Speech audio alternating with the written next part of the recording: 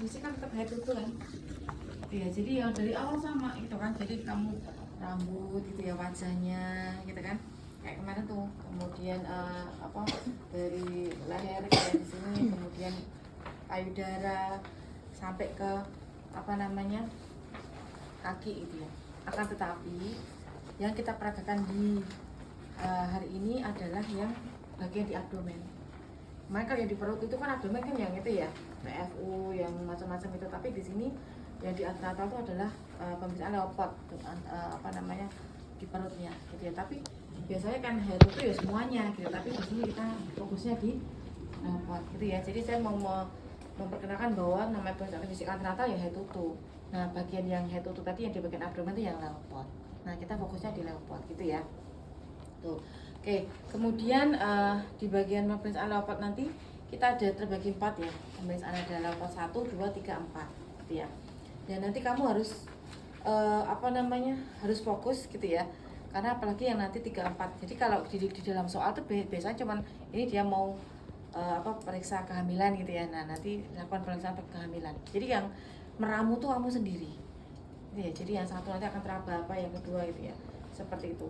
Nah, yang biasanya yang akan apa namanya tirunya itu ada di 3 sama 4. Kalau 3-nya nanti kamu bilangnya dia adalah kepala, lalu temannya dia masih negatif gitu ya.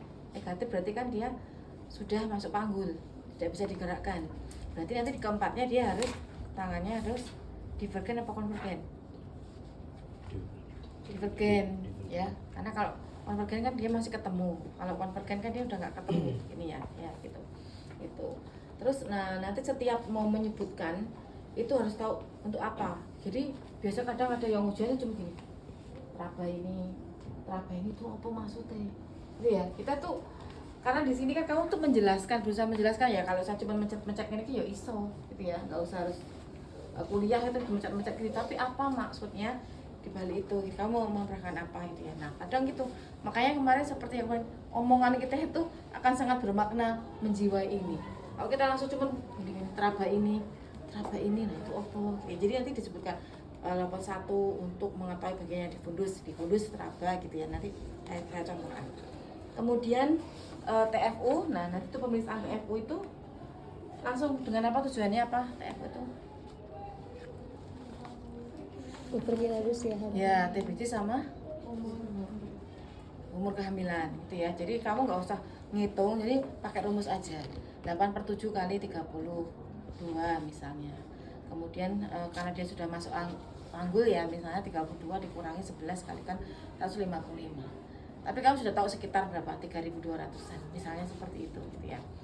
Jadi nggak usah ngitung. Nah, mungkin yang di sini yang sering terjebaknya itu adalah di DJJ ya. DJJ nanti kita sudah men-setting DJJ-nya. Ya, nanti saya cari. Jadi kamu diberikan kesempatan 1 kali salah. Ya, nah 1 kali sudah benar ya wes rapopo gitu ya. Nah, kalau di DJJ itu nggak boleh kamu nebak. Oh 120, oh 124 harus pakai. Jadi nanti saya tanya. Karena 5 detik pertama kan dihitung, 5 detik kedua istirahat, 5 detik ketiga dihitung, 4 istirahat. Jadi saya akan bilang berapa? Kamu kan sampai dari 1 11, yang kedua adalah 10 misalnya, yang ketiga adalah 10. Nah, seperti itu. Jadi tinggal dihitung. Jadi kalau biasanya kalau menebak 124 kayaknya, nah wis kanggo kata kayaknya ya ini main nebak-nebak gitu ya. Jadi diharapkan benar-benar dihitung. Jadi nanti cara menghitungnya seperti apa nanti saya peragakan gitu ya. Kemudian yang terakhir dokumentasikan. Jadi sebenarnya di antenatal itu tidak serumit yang intra gitu ya. Sama dengan postnatal posisinya. Jadi dia isinya kalau postnatal tuh nggak urut juga nggak apa-apa. Kalau ini ya harus urut 1, 2, 3, 4 itu kan harus urut gitu ya. Kalau mau misalnya pusat di DJ dulu tuh ya nggak apa-apa gitu loh. Tapi ya level 1, 2, 3, 4-nya itu kan harus urut. Gitu ya. Kalau kamu mau TFU-nya dulu gitu ya, itu juga nggak ada masalah sih sebenarnya. TFU dulu baru nanti lapor itu ya nggak ada masalah. Isinya nggak urut tuh nggak apa-apa gitu. Cuman yang urut masuk yang level 1, habis itu ya 2, 3 gitu loh, nggak 1 terus 3 gitu loh. Itu maksudnya gitu ya. Oke, kita peragakan ya. Jadi yang pertama ini ya, saya sudah memverifikasi order gitu ya pada rekam medis ya. Ada nyonya Ana gitu ya, G1P0A0 misalnya 25 tahun ingin melakukan pemeriksaan kehamilan gitu ya. di trimester ketiga gitu ya. Tapi tidak tahu ya usia kehamilannya berapa gitu ya, trimester ketiga. Kemudian saya sudah menyiapkan alat ya, ada meteran, kemudian ini fetoskop ya ini ya. Nah saya tadi satu lagi ya saya jelaskan ya. Kalau fetoskop tuh biasanya kan ini sudah nggak digunakan. Kamu nggak kan ada nanti dia biasanya pakai Doppler ya. Nah kalau seperti ini misalnya menggunakan ini ya biasanya tetap masih divalidasi pakai Doppler. Makanya kalau sudah ada Doppler ya kadang nggak ada ini. Tapi kita pembelajaran di kamu seperti itu gitu ya. Tadi ya ada Doppler, kemudian kok Doppler fetoskop gitu ya, kemudian ada ini apa namanya, alkohol gitu ya, kemudian kemudian saya cuci tangan. Jadi disebutkan sedikit gitu ya alatnya itu apa yang ada di situ. Kalau ini kan cuma sedikit ya alatnya ya. Kok reso iki Mbak? Kok reso? Ya, oke ya. Jadi kemudian saya cuci tangan. Oke, kemudian saya ke ibunya. Selamat pagi Bu. Ya, perkenalkan ini bukan Bu Rina ya. Saya perkenalkan Bu Rina, saya perawat Iren yang hari ini akan melakukan pemeriksaan kehamilan ya Bu ya. Ini sudah di trimester ketiga ya Bu ya. Ya, kira-kira berapa minggu Bu? 36 ya. Nanti kita lihat ya Bu ya. Baik, nanti waktunya 7 menit sampai dengan selesai. Jadi tujuannya untuk pemeriksaan untuk kesejahteraan ibu dan janin ya, untuk melakukan pemeriksaan kesehatan ibu dan janin ya. Waktunya 7 menit sampai dengan selesai. Ada yang ibu tanyakan? Tidak ada. Kalau tidak ada kita tutup tirainya ya Bu ya. Nah, di sini boleh lupa karena di situ kan harus kamu nggak boleh lupa kan yang critical pointnya ya. Di sini misalnya kadang yang lupa lewat ibu tadi sudah buang air kecil belum? Nah ini kadang masih lupa. Itu langsung sudah gini kan? Sudah buang air kecil Bu? Oh sudah. Baik kalau sudah ibu silakan diberbaring tempat tidur ya Bu ya. Ya ini dengan bantal. Kemudian ini ya Bu. Kemudian saya tutupi gitu ya dengan selimut. Nah ini nanti saya izin membuka bajunya ya Bu ya. Nah itu kan ada langkah-langkahnya di situ kan di awal gitu ya. Tapi kadang kamu lupa ya ora apa-apa karena itu bukan critical poin. Tapi kalau kamu tuh nggak lupa ya itu menambah poin. Gitu. Ya, baik saya mulai ya Bu ya. Nah tadi sudah pemeriksaan HTT sudah dilakukan ya. Jadi ini sekarang tinggal pemeriksaan leukot. Ya, jadi ini leukot 1 ya. Jadi tujuannya adalah untuk mengetahui bagian yang ada di fundus ini ya. Kemudian saya mau mengumpulkan di sini ya. Nah kemudian di sini. Bagian fundus ini teraba lunak, kemudian tidak beraturan ya, ini kemungkinannya adalah bokong. Kemudian saya melakukan level 2 untuk mengetahui bagian punggung ya, dan juga ekstremitas. Kemudian di bagian kanan ibu saya tekan, kemudian saya meraba di bagian kiri ibu. Ini teraba kecil-kecil ya, tidak beraturan, kemudian di sini ada ekstremitas. Kemudian saya menahan di bagian kiri ibu, dan saya meraba di bagian kanan ibu. Ini teraba keras ya, ini memanjang, ini ya. Kemudian datar, ini kemungkinan di sini adalah punggungnya. Kemudian di level 3 tangannya satu sini ya, jangan di sini semua. Jadi satunya di fundus ini. Level 3 untuk mengetahui bagian yang ada terbawah janin, bagian terbawah janin atau namanya presentasi. Jadi level 3 untuk mengetahui presentasi janin. Di sini diraba dulu. Oh ini teraba keras ya, keras kemudian bulat. Nah ibu silahkan tarik nafas ya Bu, nanti bisa kakinya sambil tekuk juga nggak apa-apa gitu ya. Tarik nafas Bu. Nah ini, nah di sini sudah tidak bisa digerakkan ya. Ini balok temennya negatif. Kalau masih bisa digerakkan, ininya kayak dia tuh lawan gitu loh, ketika digoyahkan dia tuh melawan gitu ya. Tapi kalau dia tidak bisa melawan lagi, berarti dia sudah masuk kepala itu ya. Nah ini sudah masuk, mungkin dia sudah masuk panggul ya kan, sudah bisa digoyahkan atau temennya negatif. Kemudian level 4 kita menghadap ke sana gitu ya. Kemudian level 4 untuk mengetahui atau memastikan ya apakah kepala sudah masuk pintu atas bawah apa belum. Nah di sini tangan saya tidak bisa ketemu ya. Nih jadi divergen ya. Jadi memang kepala sudah masuk panggul gitu ya. Kemudian TFU, saya mengukur TFU. Jadi untuk mengetahui usia kehamilan dan juga TBC-nya ya. Dari simpisis. Ini pakai yang inci ya. Ingat ya pakai yang inci. Jadi nanti tinggal diginiin gitu ya. Jadi tidak boleh ngepas-ngepasin. Nah istilahnya gitu ya. Jadi ini dari simpisis tidak boleh dari sini ke sini. Jadi kalau di sini karena pertumbuhan janin ini kan ke sini. Ya kan dari kecil besar gitu ya. Jadi dari simpisis ini ke fundus ya. Jadi tidak boleh di sini ya, ini prosesus ya. Jadi nanti nggak ada kehamilan di situ.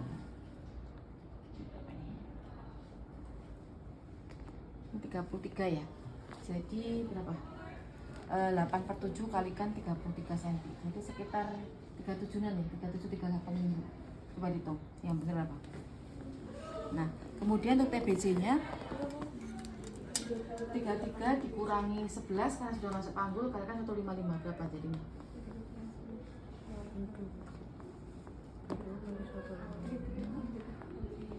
22 kalikan 155 berapa? Sekitar 3,4 ya, 3,4 atau 3.400. Terus yang tadi usia kehamilan tadi berapa? 8/7 kali 33. 8 kali 33 bagi 7. Nah, sekitar 37 minggu ya. Nanti tadi kan sudah relate ya, sudah masuk panggul gitu ya. Oke, kemudian DJJ. Nah, DJJ itu saya mendengarkan DJJ jadi dari simplisis ya. Ini 2-3 cm ya di ke atas ya. Kemudian ke arah punggungnya. Nah, biasanya kenapa di bawah? Karena dia sudah masuk panggul tuh biasanya sudah orang punggung kan, kita jantung itu setara punggung. Ketika dia sudah masuk panggul, otomatis kan dia agak ke bawah, gitu kan ya. Kita dengarkan di sini. Nah, sambil di sini kita mau dengarkan DJJ, kita pastikan dulu ya, kita apa istilahnya? Kita sambil mengukur denyut nadi ibu. Nanti dilihat di sini dibedakan kalau dibandingkan gitu ya dengan nadi ibu. Jadi kalau dia lebih cepat berarti dia memang DJJ kan. Tapi kalau dia sama berarti bukan di situ itu ya letaknya. Nah, ini saya bandingkan dengan nadi ibu. Nah, di sini dengan lebih cepat ya. Berarti ini memang denyut jantung jari. Ini akan saya hitung. Punya jam tangan enggak yang detikan? Bisa pakainya detikan ya. Kalau yang ini sering mati. Oh, itu bisa kok. Itu benar, apa pakai tadi? Sebentar kemarin saya udah bilang Mbak Evi, tolong dihidupin atau gimana gitu. Nah, caranya kamu angka 3 ke 4 misalnya ya. Itu ada berapa dia detikannya. Kemudian 4 ke 5 istirahat. 5 ke 6 kamu hitung, 6 7 istirahat. 7 8 kamu hitung. Nah, udah kayak jadi kan pas 5 kan. Jadi 1 3 5. Nah, jadi kalau di sini gimana caranya kamu istirahat dulu. Gitu ya. Jadi misalnya di sini sekarang saya mau ngitung yang 8 ya, dari ke 9.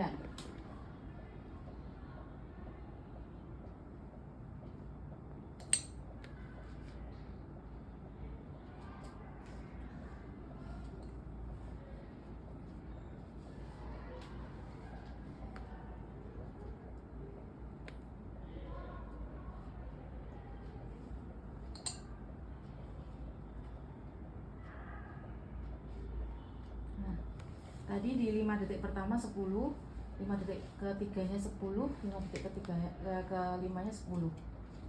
Berarti 120 kali per menit. Nanti kita cek di sini. Nah, caranya ngecek gimana? Saya agak vertigo ya Mbak. Tadi saya lihat tuh agak goyang gini. Saya udah 3 hari ini vertigo. Ini kan 60 kan Mbak? Ini 200. Jadi ini saya cek ya, ini berapa kali ya? Kesininya berapa kali ya? 1, 2, 3. 3 berarti berapa? 1, 2, 3. Kok 100? Ini kan 60 ya Mbak? 80, 100, 120, berapa tuh? 40, 60, 200. Oh, kok salah ya Mbak? Ini kemarin kok agak dol ya? Ini agak dol ini. Tadi Pak Juli bilang jangan di Oh, ini 60, 80, 100, 120, 100, 40, 60, 80, 60 kan tadi 200. Dol 1 dia, dol 1. Jadi sebenarnya kalau tadi dihitung 120 Mbak dia. Kemarin enggak loh, kemarin saya sudah memastikan 120, ya udah di sini 100. Nah, kamu bisa menyebutkannya berapa? Ketika saya di sini mengatur 120, kamu boleh plus minus 4. Berarti 116 atau 124. Itu ya. Kita kalau itu jelas 10 10 10 gitu ya. Nanti dicek dengan angka ini, coba dicek lagi ya. Tapi itu 10 10 ya. Ini kemarin mungkin yang anak-anak kemarin nih.